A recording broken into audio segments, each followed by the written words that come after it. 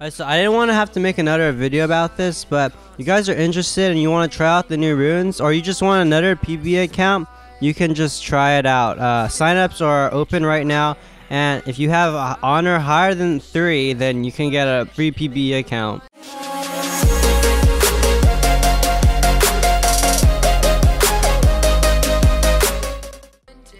So for this video, I'm going to be talking about more general tips on how to gank. And the last couple of seconds in the video, I'm going to be talking about a useful trick involving Shaco Box that can be used really well when you gank a lane. Alright, so for tip number 1 is you want to plan your jungling route before the game even starts. Now to do this is you want to analyze each lane, determine which lane is going to be pushing towards you, and incorporate that into your jungling route so that it's most effective. For example, if you have a enemy Yorick and a ally Riven top, you probably want to give that a visit because Yorick tends to push a lot and Rivens need the kill early so they could snowball the rest of the game. But however, in lower elo, this is not always true because it's a lot more inconsistent, but then as you go higher and higher up, it becomes a lot more consistent and easier to do. This technique, it takes a lot of practice and a lot of time. I'm not that great at it. I still need to develop the skill,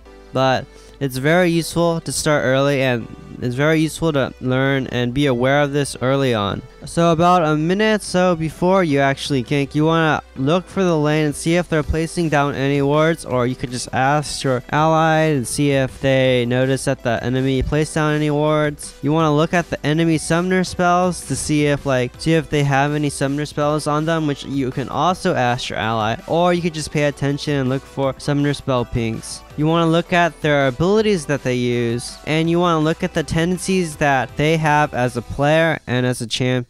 Alright, so this is a very big tip, but I'll explain each of the little parts in detail. Alright, so for wards, it's really simple. About a camp before you're about to gank, just keep looking at the enemy to see if they're making a motion towards the bush, or again, you could just ask your ally if they think there's any wards. Alright, so for summoner spells, this is really important because if you know they don't have flash, or if you know they have flash, then you'll change how aggressive you're going to go for the gank. If they have flash, you'd probably go a little less aggressive because they can do more things with it.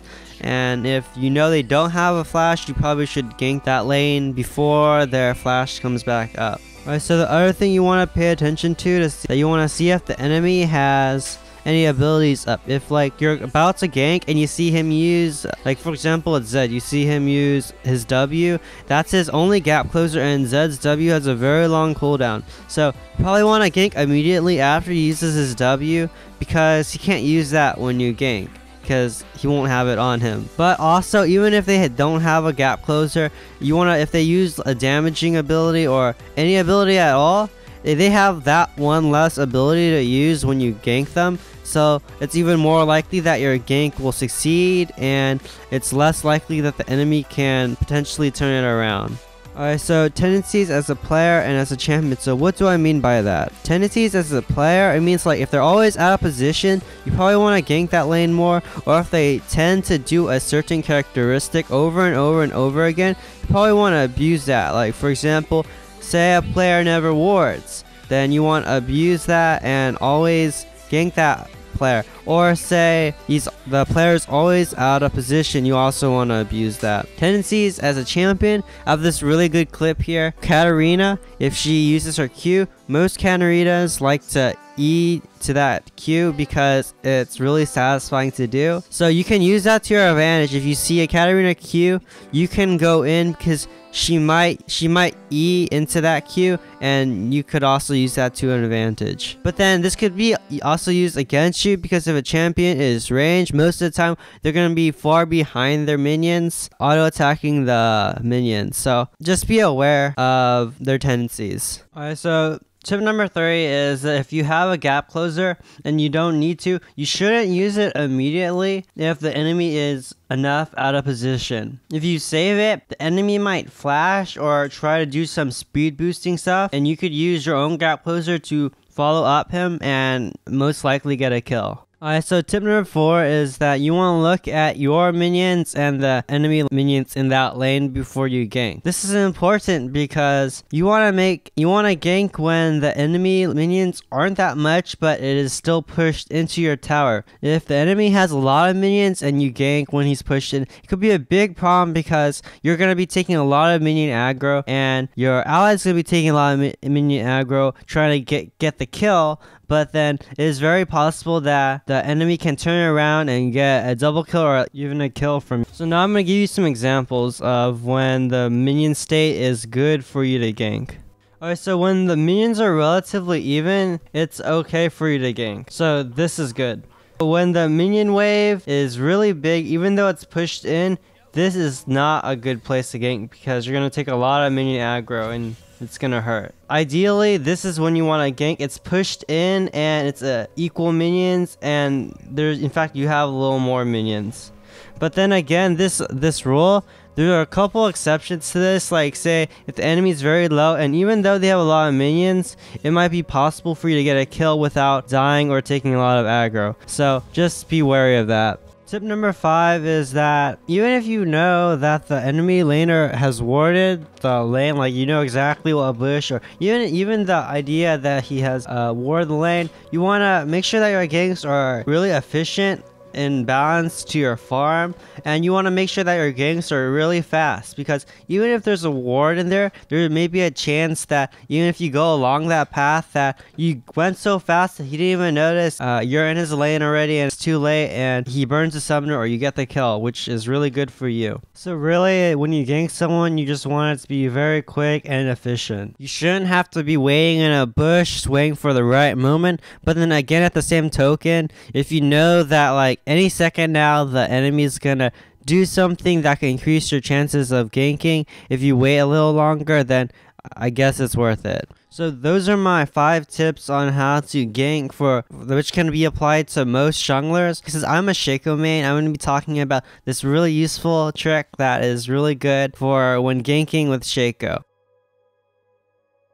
Alright, so this trick makes use of the minions and how they move and how they travel into lane, and this makes use of I don't know if this is commonly known. I know it, but I don't think a lot of people who just started playing Shaco notice this.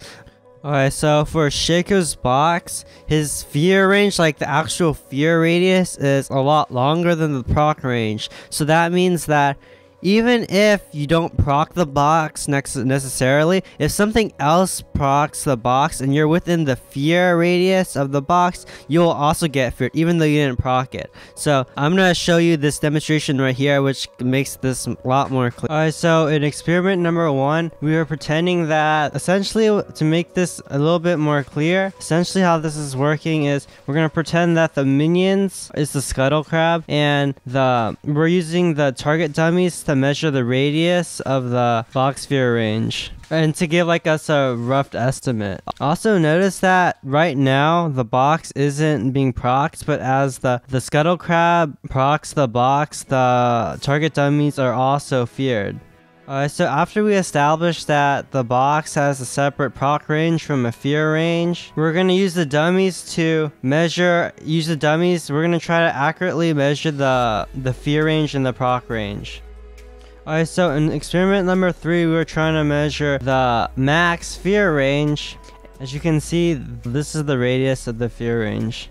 This probably can be applied to a lot of things, but I think the most applicable thing this could be applied to is when Shaco ganks someone. You can make use of how the minions are so that you can place the box in a specific place that it will be procced by the minions, but then if the enemy tries running away, the fear range will hit the enemy and you'll get that extra seconds to try to kill the enemy and some more damage.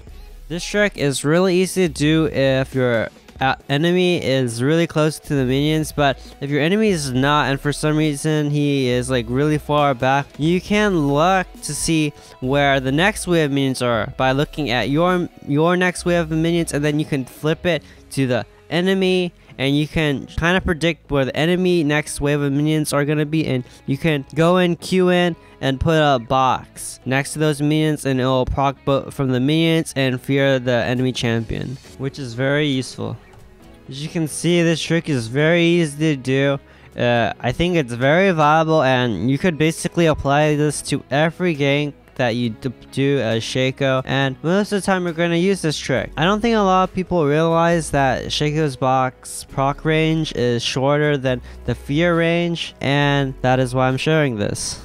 So I know this video was a lot longer than my other videos. If you made it up to this point, good job. Thanks for watching. If you know any more ganking tips and you want to share them, you could write them in the comments below. If you found any of these tips helpful, please give a thumbs up. And if you want to see more content like this, I also do a lot of Shaco content. If you're interested in my Shaco content, I advise you to check out that. Again, thanks for watching and have a good day.